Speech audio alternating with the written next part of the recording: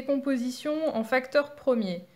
Donc ici, on veut décomposer le nombre 280 en produits, puisqu'on a, on a le mot facteur, donc ce sont des multiplications que l'on veut, de facteurs premiers. Donc pour cela, on va prendre les nombres premiers dans l'ordre croissant. Donc d'abord le premier nombre premier, le plus petit. Et puis on va essayer de diviser 280 par ce nombre jusqu'à ne plus pouvoir. Donc le plus petit nombre premier, c'est 2. Donc on va essayer de diviser 280 par 2 jusqu'à temps qu'on ne puisse plus. Alors on présente souvent ça comme ça, avec une barre, qui rappelle un petit peu la barre de la division, et puis on met ça en parallèle. 280 divisé par 2, et puis le résultat on met en dessous. Donc la moitié de 280, 140. Je peux encore diviser 140 par 2, donc je continue.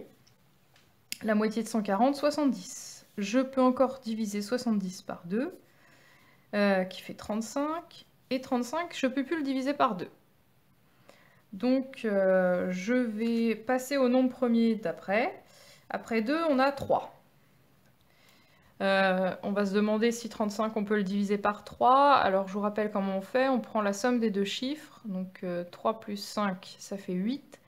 Et c'est pas dans la table de 3, donc 35 ne se divise pas par 3. Donc on va prendre le nombre premier suivant. Dans la liste des nombres premiers, on a 2, 3, 5. Et il se trouve que 35 se divise par 5. Donc on y va. 35 divisé par 5, ça fait 7, puisque 7 fois 5, 35.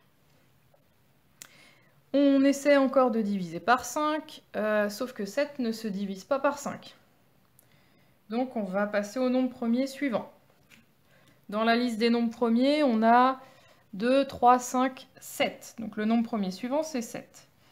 Et 7 divise 7, tout va bien. Et le résultat, ça fait 1, puisque 7 fois 1, ça fait 7. Il se trouve que lorsque je tombe sur 1, justement, c'est là que je m'arrête.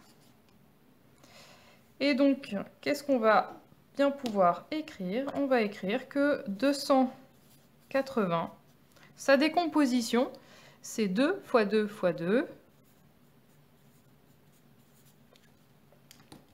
fois 5 fois 7.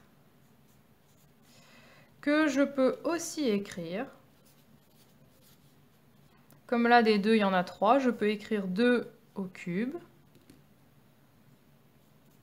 fois 5 fois 7.